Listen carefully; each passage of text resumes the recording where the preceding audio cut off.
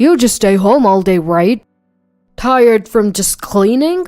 Why don't you try switching places with me and see the real struggle? Maybe I should divorce such a useless wife. Ugh, not this again. The way my husband treats me, a homemaker, is truly exhausting. My name is Jennifer. I'm a 34-year-old woman. I married David, my coworker, 2 years ago after a workplace romance. Back then, I planned to continue working after marriage.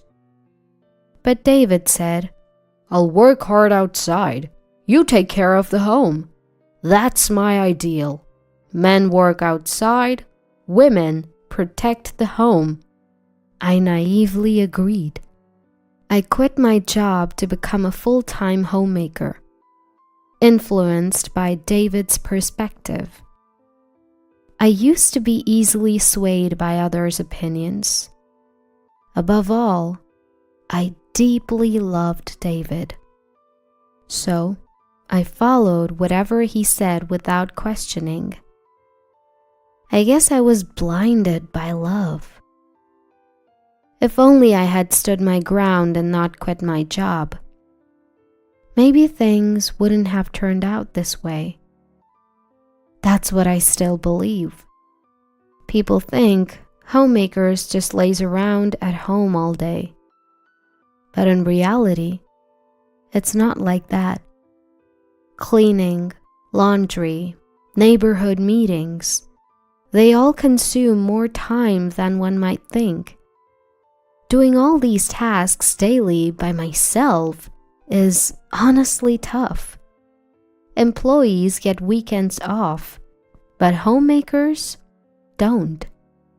So, on Sundays when David's home, I'd ask, "Hey, I'm a bit busy. Could you help clean the bathroom?"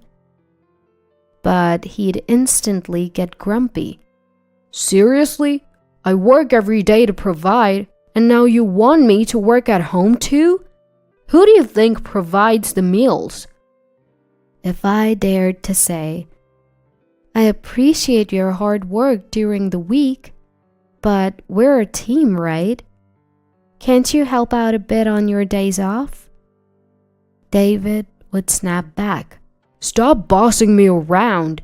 You think you can survive on your own, just being a homemaker? Want a divorce? David immediately snapped. Who do you think you are?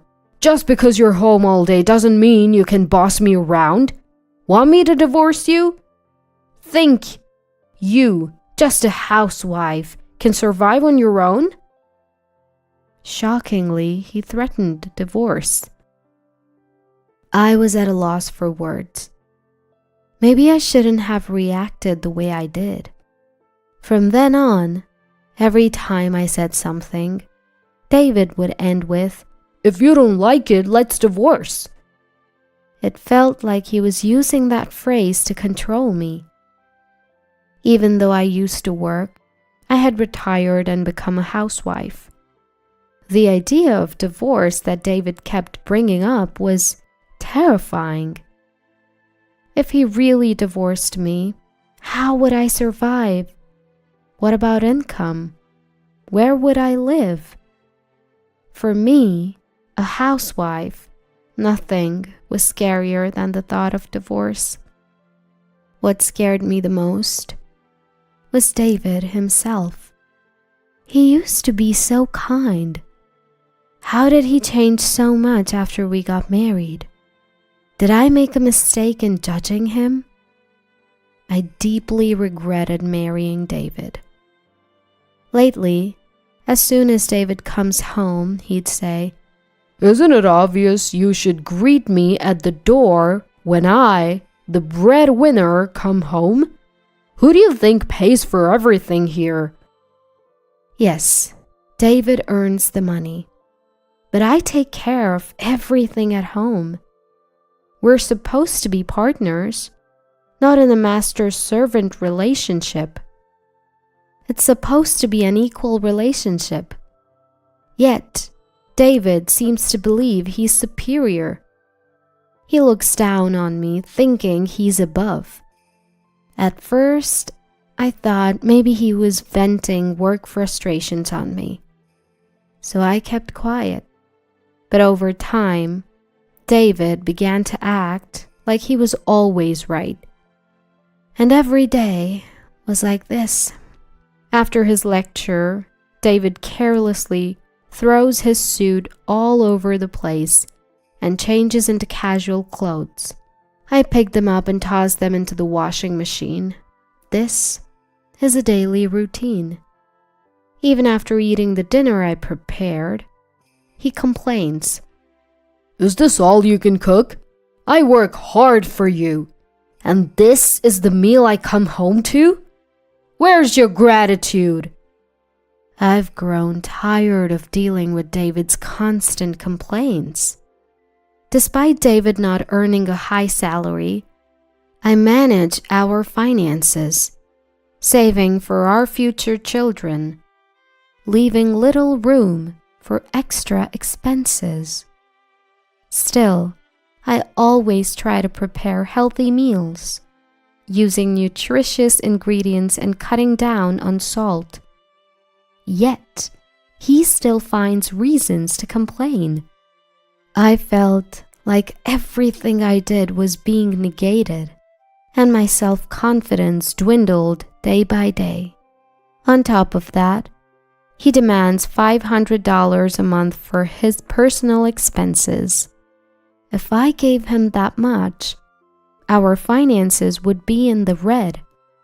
At first, I used some of my savings to cover the expenses, but that wasn't sustainable. So, I tapped into my connections and started a remote job that I could do from home. Of course, I didn't tell David. You see, a while back I had mentioned, "Hey, things are a bit tight with our finances. I was thinking of getting a part-time job. Is that okay?"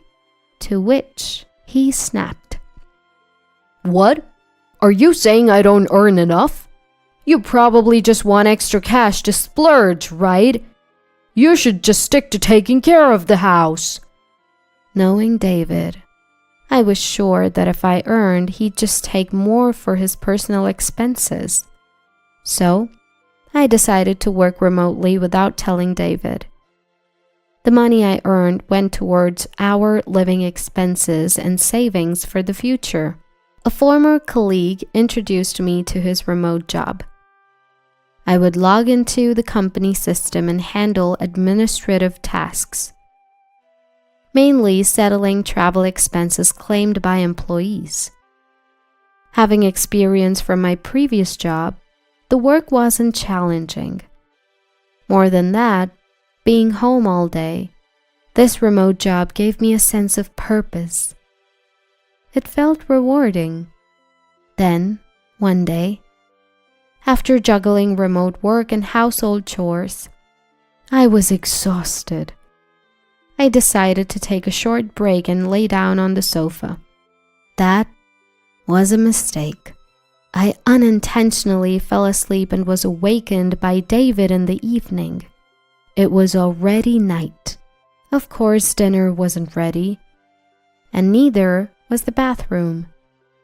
David, seeing this, sighed and said, "What were you doing all day?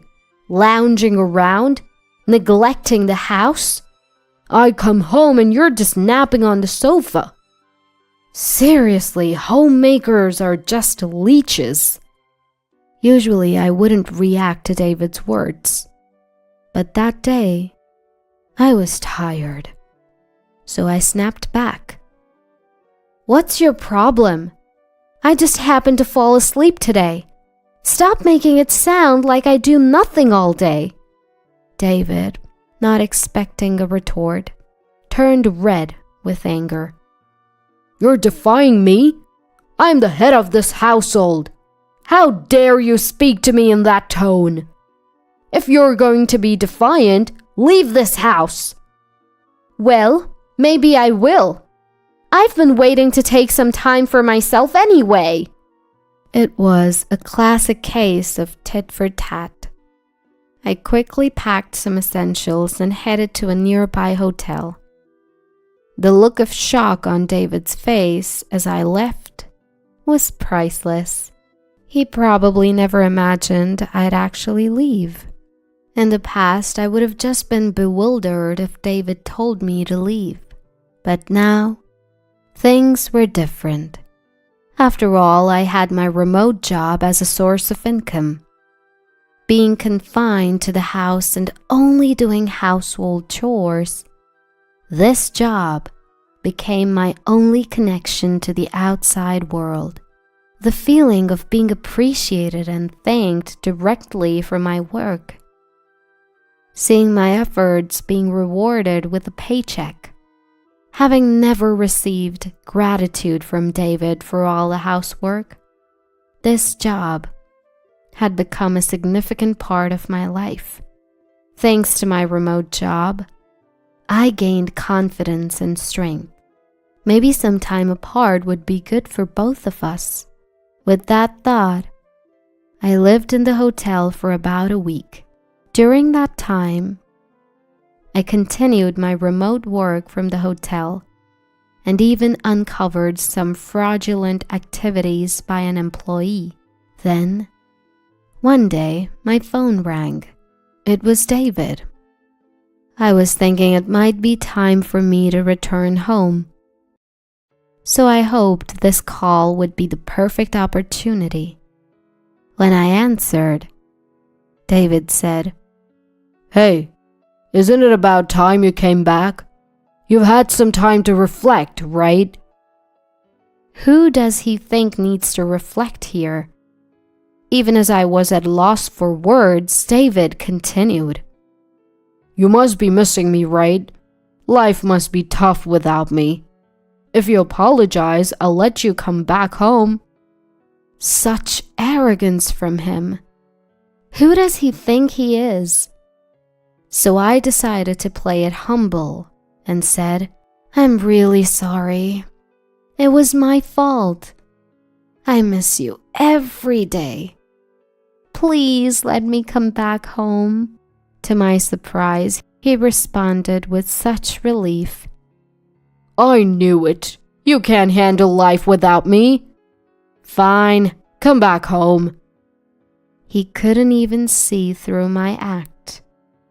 I was taken aback, but decided to return home with an innocent face. When I got back, the house was a complete mess. Clothes were scattered all over the floor, with no place to step. Trash overflowed from the bin, giving off a foul smell. Dirty dishes piled up in the sink. In just a week, he managed to turn the place upside down. I was almost impressed. I thought maybe he'd have cooled off in my absence. Maybe he'd have taken care of the house. All my maybes were shattered. He probably called me back because he couldn't handle the mess anymore. Not because he missed me or felt sorry. Realizing this, I was disappointed in David. I couldn't believe it had come to this. I was once again disappointed by David's carelessness. But in a way, I was grateful because it gave me the push I needed to do what I had planned for David without any hesitation. For about a month, I acted as if nothing was wrong at home. I cleaned up the mess David made and followed his every command, even when he complained. Then, the day of reckoning came. I executed the plan I had prepared and waited for David to come home. I didn't prepare dinner or even the bathroom. When David came home, he was angry that I hadn't greeted him at the door or prepared dinner.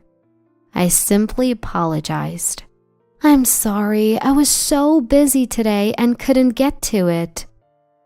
Feeling empowered by my submissive attitude, David lashed out even more than usual, and then he said those words. "You're just a parasite, you know. You can't earn money and can't even manage the house properly.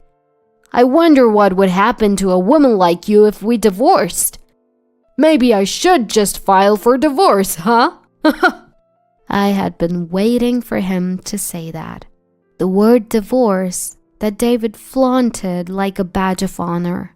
With a smile, I replied, "You don't need to file. I've already prepared the divorce papers." David looked confused, so I showed him the actual divorce papers, already signed by me. "All you need to do is sign." David started to panic. Of course, he never expected me to agree to a divorce. "What? No. You'd be the one in trouble if we divorced, right?" "Don't worry. I'll be just fine. Haven't you noticed? Look around the house. Don't you see?" David looked around frantically. "Where's the TV? The fridge is gone too. What's going on?" "Oh, did you forget? I brought the TV and the fridge when we moved in. So, it's only natural that I take them with me when we divorce. I had everything I bought removed by professionals." "Wait, you can't divorce me. How will you survive without my income?" "See," I sighed. "Don't you get it? The person handling expense claims at your company, that's me. We never met face to face, only communicated through chat or email. So you never realized." Yes, I was working remotely for my former workplace, which is David's company. The old acquaintance I mentioned was a colleague from that company. I had been hired part-time on the condition of remote work. I used my maiden name as my family name and kept my first name. At first, I thought David might find out. But that was needless worry. For me, David had long forgotten my maiden name. I'll tell you one last thing. Your expense claims were clearly off compared to others. So I looked into it. I've already reported the results to our boss. The employee misconduct I discovered while at the hotel was none other than David. While handling David's expense reports, I found several suspicious claims. Claims for travel expenses, for supposed business trips and hotel stays. But as his wife, I knew David was home on those days. David was trying to embezzle money by claiming fake business trips. He probably thought he'd gotten away with it. But as his wife, it was clear to me he hadn't actually gone on those trips. So I cross-referenced his past claims with his actions on those days and investigated all his fraudulent claims. At first, I wondered if I could somehow brush it under the rug, but after a week in the hotel and hearing David's words over the phone and seeing the state of our home, I made up my mind. I'd be the one to end things with this man.